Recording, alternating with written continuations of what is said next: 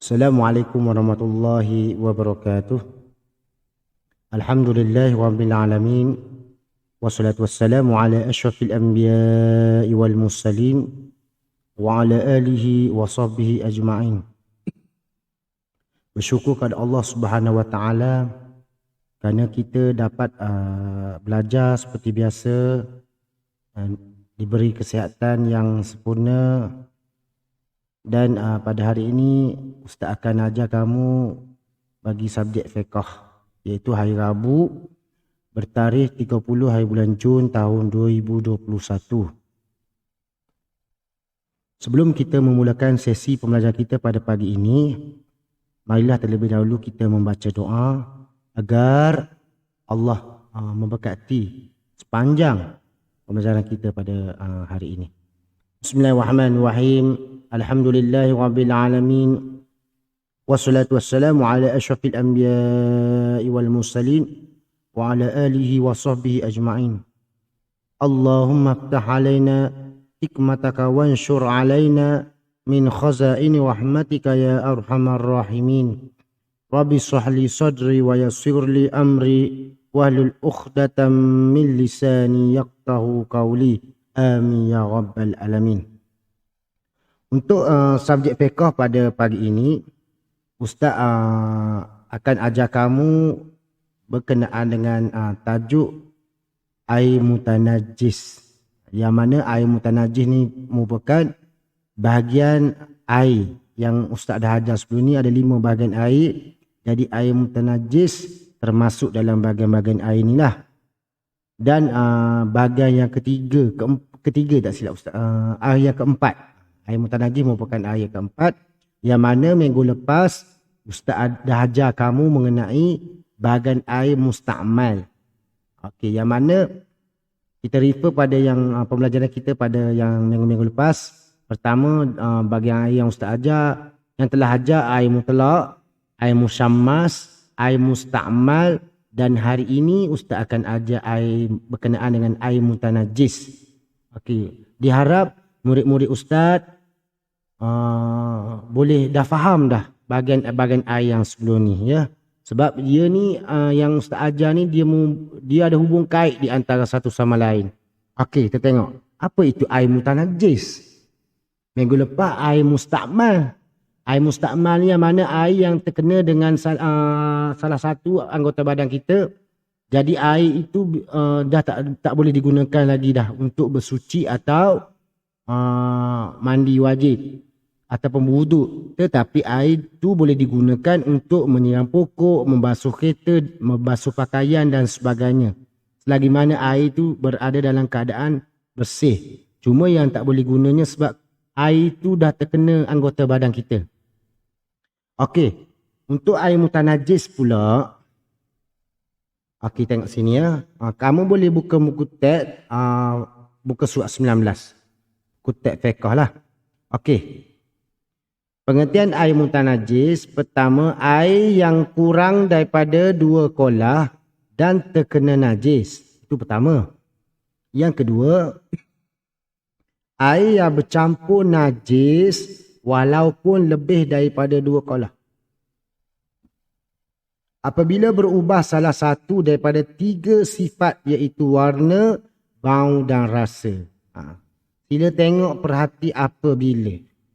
Okey, pertama dia kata air yang kurang daripada 2 kolah dan terkena najis. Ini pengertian dia. Air yang kurang daripada 2 kolah dan terkena najis. Okey, contoh. Maksud air yang kurang daripada 2 kolah dan terkena najis ni, kurang 2 kolah. Kolah ni besar kan? Kita tengok kolah macam kolam lah. Kolam mini, kolam. Kolah ni. Tetapi dia kata dekat sini, air yang kurang daripada 2 kolah. Maksudnya baldi. Ataupun bekas. Kan? Tak kisahlah. Baldi ke bekas ke. Bila air itu terkena najis. Maksudnya bila dalam air itu termasuknya najis. Contoh, masuknya najis kamu berak kan. Terkena najis kamu tu termasuk dalam baldi. Jadi bila kurang 2 kolah, Bermakna air itu tak boleh digunakan lagi untuk bersuci, mengambil wuduk, mandi dan sebagainya. Faham? Contoh kamu tak nampak najis tu. Contoh kamu buang air kecil. Kencing lah. Buang air kecil ni maksud dia kencing. Kalau buang air besar maksudnya berak kan. Kalau buang air kecil. Contoh kencing. Kita tak nampak air sebab dia air kan. Kencing. Baldi yang kamu nak mandi, nak untuk bersuci ada sebelah tu. Jadi kamu pun buanglah air kecil. Jadi air tu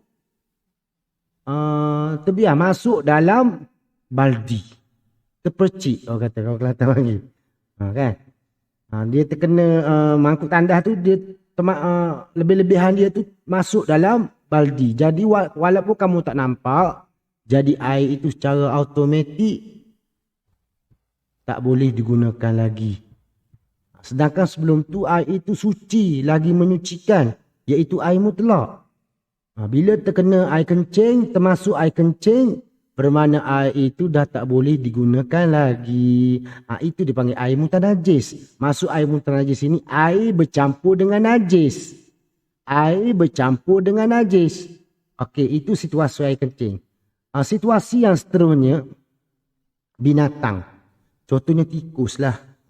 Banyakkan rumah-rumah ada tikus. Okey.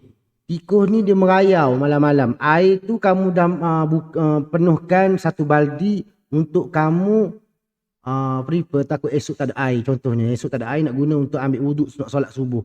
Jadi kamu tinggallah malam tu air tu. Air tu dalam keadaan bersih, iaitu air mutlak. Tetapi oleh kerana tikus tu masuk dalam baldi dan dia lemas. Faham? Faham? Jadi air secara automatik menjadi najis. Walaupun dia tak berubah lagi punya bau dia, tak punya bangkai lagi. Jadi air itu dah tak boleh digunakan. Sebab dikurang 2 kolah masalahnya. Kalau lebih 2 kolah boleh guna lagi air itu. Contoh dekat masjid kan, dia ada kolah. Kolah kita untuk mengambil wuduk, tempat kita mengambil wuduk selain pada air paip. Jadi masjid tu disediakan kolah. Kolah ni besar kan, dia melebihi 2 kolah. Besar dia, kolah dia panjang besar. Ada najis, tikus masuk dalam tu tapi dia mati. Jadi bangkai tikus tu tak bau busuk lagi. Warna pun tak berubah. Jadi air tu masih boleh digunakan lagi. Dia tak boleh guna apabila, yang Ustaz sebut kata tadi, apabila berubah salah satu daripada 3 sifat. Iaitu warna. Bangkai tikus tu tadi dia berubah dari segi warna, berbau busuk dan rasa. Rasa pun lain lah. Kalau kita nak berkumur, rasa lain lah. Bangkai tikus punya dalam air tu. Ngeri tengok. Jadi bila ketiga-tiga sifat ni berubah, bermakna air itu tak boleh digunakan lagi. Datanglah bersama mana kolah. 3 kolah ke 4 kolah ke. Kolah renang pun sekalipun, kalau seekor bangkai tu dia berubah dari segi warna, bau dan rasa, secara automatik air itu najis. Dipanggil air mutanajis. Faham? Okey, itu situasi dalam baldi. Okey, pakaian pula. Ini sering terjadi di antara kalang-kalangan kita. Okey, seluar ataupun pakaian kamu. Sebenarnya seluar lah, kita pakai seluar. Kamu terkencing dekat sekolah tadi. Ataupun kamu terberak tadi dalam seluar kan. Jadi adalah kesan-kesan dekat seluar itu, tahi, air kencing dan sebagainya. Bila dia, walaupun dia kering, kamu pun baliklah rumah, tanggal seluar, masuk dalam baldi, tercampur dengan pakaian-pakaian yang lain yang nak dibasuh. Lepas tu masuk dalam washing machine. Jadi dalam washing machine tu, kita masukkan air dalam washing machine tu kan, untuk kita nak basuh baju. Kena ingat, air itu adalah air mutanajis. Sebab pakaian tu tadi ada najis. Sepatutnya sebelum kita masukkan dalam washing machine ataupun mesin basuh, pakaian tu mesti kita basuh dulu dengan air paip. Sehingga hilang kotoran di seluar kamu. Kesan kotoran tu. Tahi ke, air kencing ke, tahi binatang ke, apa-apa berkaitan dengan najis, perlu bersihkan dulu. Bersihkan dulu, bersih-bersih, barulah masuk dalam washing machine. Basuh tu bagi hilang warna, bau, kesan dia, kesan warna dan sebagainya, barulah kamu baru masuk washing machine. Ini sering terjadi. Banyak di antara kalangan kita yang salah faham tentang ni. Itu pun dikira mutanajis. Tak semestinya ada air, ada binatang dalam air itu dia panggil mutanajis. Tapi pakaian yang kita gunakan tu, bila kita kena najis, bercampur dengan pakaian lain, bila masuknya air itu jadi mutanajis. Ingat tu. Faham? Jadi sebelum masuk washing machine, kalau ada pakaian yang terkena najis, sila bersih dahulu di sinki ke ataupun di bilik air ke, kan. Bukalah paip mana-mana, bersihkan dulu baru kita masuk dalam washing machine. Itulah maksudnya air mutanajis. Ingat, bila air kurang dari 2 kolah, ada bangkai binatang, walaupun dia tak berubah dari segi warna, bau dan rasa, air itu tetap menjadi tidak menjadi air mutlak lah. Air itu tak boleh digunakan lagi. Tetapi kalau 2 kolah yang besar, walaupun masuk bangkai dalam tu, bangkai tikus, baru je mati tadi, tak berubah dari segi warna, bau dan rasa, air itu masih boleh digunakan lagi. Tetapi bila bangkai itu berubah dari segi warna, bau dan rasa, barulah air yang dalam kolah tadi tidak boleh digunakan lagi. Okey. Itulah pengertian air mutanajis. Okey. Selain pada bangkai, contoh-contoh najis yang kita boleh tengok dekat sini, darah. Kalau setakat sikit tak ada masalah lah.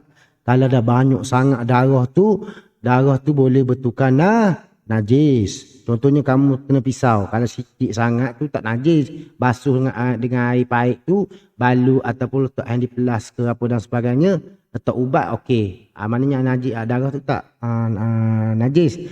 Tetapi kalau darah yang banyak, terlampau banyak keluar daripada tubuh badan kita, banyak sangat, jadi itu boleh menyebabkan najis. Seterusnya darah dari segi-segi binatang, seperti darah anjing, darah khinzir, kan, khinzir itu babi lah kalau dalam bahasa kita, tapi nak sopan dari segi bahasa kita panggil khinzir. Okey, darah anjing, darah khinzir ni secara otomatik lah, memang binatang tu, 2 ekor binatang ni merupakan najis berat. Dalam Islam dia ada 3 bahagian najis yang kita kena ingat. Najis mukhaffafah, najis mutawassitah, najis mughallazah. Yang paling ringan najis mukhaffafah lah. Dekat sekolah kebahasaan mesti dah belajar kan. Najis mukhaffafah ni contoh dia muntah baby, adik kamu yang baby bayi ni sedang menyusu, jadi dia muntah. Jadi muntah tu dia panggil najis mukhaffafah, najis ringan. Hanya sekadar untuk kamu bersih dengan air sahaja. Bila hilang najis tu bermakna itu suci dah. Najis mukhaffafah pula, najis mutawassitah ni najis di pertengahan, di antara ringan dengan berat, di tengah-tengah. Mutawassitah, wasit dalam bahasa Arab dipanggil tengah. Jadi mutawassitah ni maknanya seperti darah, arak dan sebagainya lah. Itu tergolong daripada najis mutawassitah. Bakai-bakai tikus, kan, tahi kita, air kencing, itu dipanggil najis mutawassitah. Manakala najis yang berat dipanggil najis mughallazah. Ingat, najis mukhaffafah, najis mutawassitah dan najis mughallazah. Najis mughallazah ni najis yang paling berat. Contoh anjing dan khinzir, babi lah. Anjing tadi kita tak boleh sentuh. Kalau sentuh pun kita kena samak. Cara cuci dia leceh. Kita kena guna air seluk lagi. Basuh dengan air seluk sekali, lepas tu kita kena bilas dengan air mutlak sebanyak 7 kali. Leceh. Kalau kena pakaian tu rasa better buang lah pakaian tu. Kalau kena badan tak boleh buang lah kan. Kena basuh lah. Basuh dengan air seluk sekali, air lumpur lah. Sekali, lepas tu air mutlak 7 kali. Okey. Itu contoh-contoh ataupun bagai-bagai najis yang kita perlu tahu. Okey, seterusnya bangkai. Darah tadi, Ustaz ulang balik. Darah, Kalau darah ringan, darah kita yang keluar sikit tu tak ada masalah. Tapi kalau darah yang banyak, boleh menjurus kepada najis. Kalau darah dari binatang seperti anjing dan khinzir tadi, memang sah-sah lah. Memang najis lah. Tak boleh buat apalah, kena suci lah. Kalau ambil wuduk ke, kalau kamu tak buat, solat lah banyak-banyak mana sekalipun, tak akan sah solat kamu. Sebab apa? Selagi masih ada najis di anggota badan kamu, kamu solat lah, ambil dah wuduk banyak kali pun, tetap tak sah. Kena ingat tu. Seterusnya bangkai. Bangkai, kita tengok dari segi bangkai. Kalau contoh bangkai tikus, dia merupakan najis mutawassitah. Kan? Jadi, hanya buang bangkai itu dan bersihkan balik air dalam kolah ke ataupun dalam baldi. Contohnya, jatuh bangkai tikus dalam baldi. Kan? Dia mati. Jadi air itu secara automatik menjadi najis. Jadi tugasnya buang bangkai itu dan buang air itu. Cuci balik, lepas tu masukkan air mutlak balik. Dan air dalam baldi itu boleh diguna macam biasa. Itu bangkai binatang yang biasa.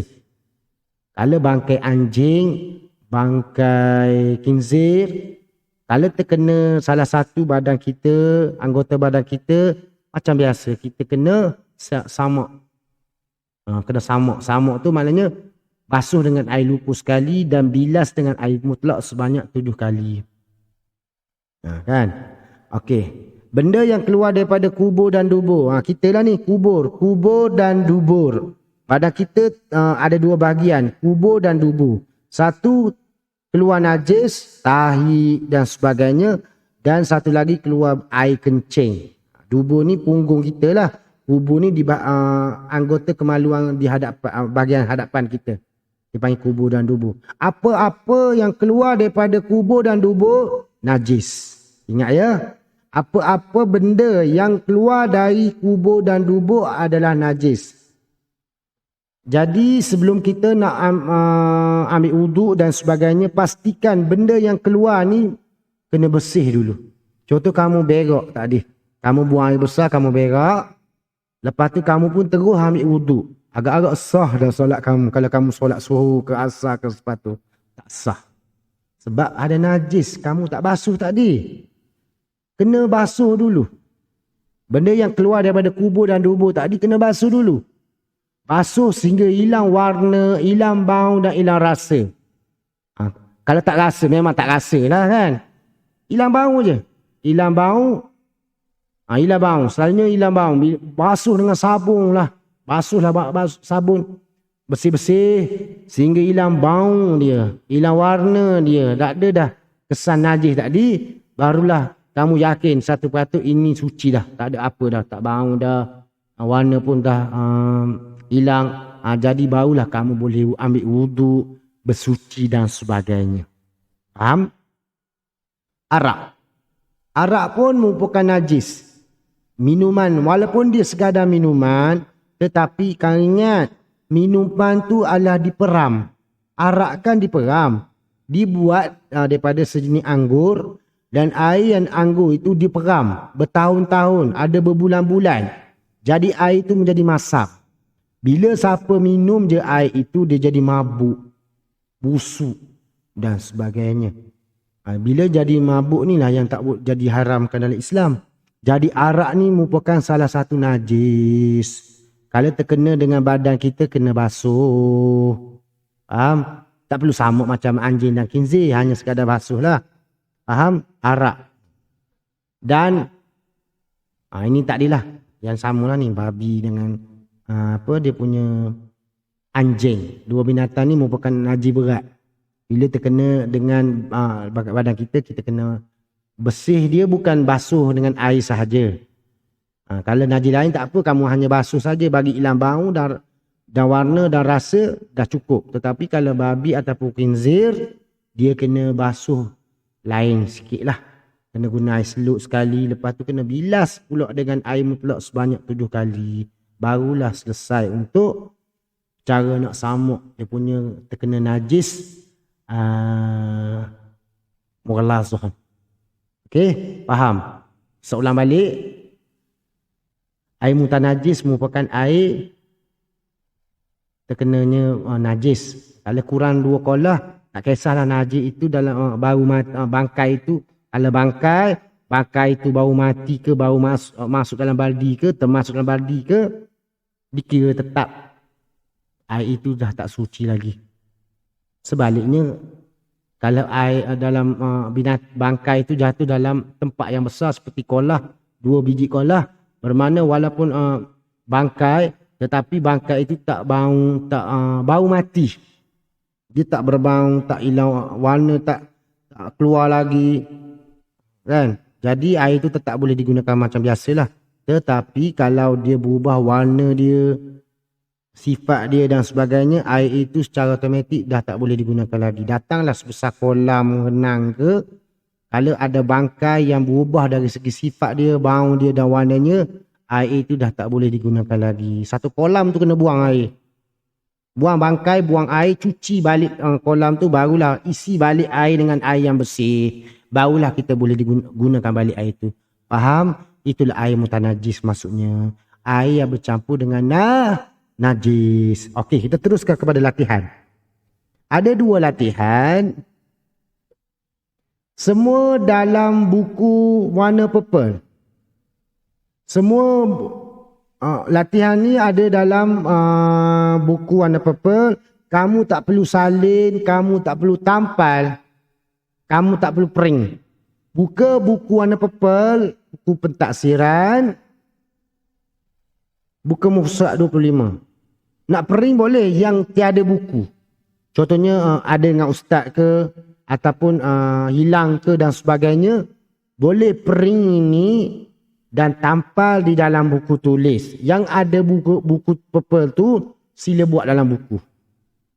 Latihan pertama, muka surat 25, dia kata, isi tempat kosong dengan jawapan yang betul. Isi tempat kosong yang ni. 1, 2, yang belah ni 1, 2, 3. Ada 5 lah. Faham? Jawapan pun dia bagi yang ni. Kalau dekat sini, dia bagi 2 jawapan dekat bahagian ni.